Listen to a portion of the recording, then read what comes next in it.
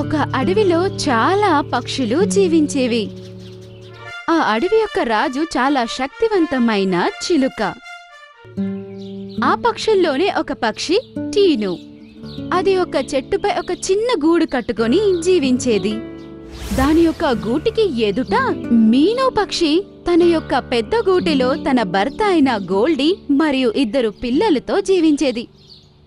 భార్యాభర్తలు ఇద్దరు చాలా వేగంగా ఉండేవి. వాళ్ళ యొక్క కుటుంబం కోసం వేరే వాళ్ళ గూటిలో ఉన్న ఆహారాన్ని దొంగిలించేవి.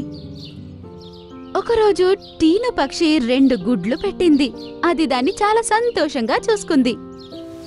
ఒకరోజు రాత్రి అడవిలో చాలా వర్షం పడింది. అందువల్ల ఎలాంటి మబ్బులు కుమ్మాయంటే ఎవరికీ ఏమీ కనబడలేదు. ఉదయం కాంతి వచ్చినప్పుడు తన గూటిలో ఉన్న గుడ్డు చూసి టీను కళ్ళు తెరిచినట్టే ఉన్నాయి. తన యొక్క గూటిలో ఒక 3వ గుడ్డు కూడా ఉంది. అది చూడ్డానికి బంగారంలాగా మెరిసిపోతుంది. అరే, ఈ 3వ గుడ్డు ఎక్కడి నుంచి వచ్చిందబ్బా? చూడ్డానికి ఎంత మెరుస్తుందో. సరే పర్లేదు, దీంట్లో నుంచి వచ్చే బిడ్డని కూడా నా బిడ్డలాగే చూసుకుంటాను.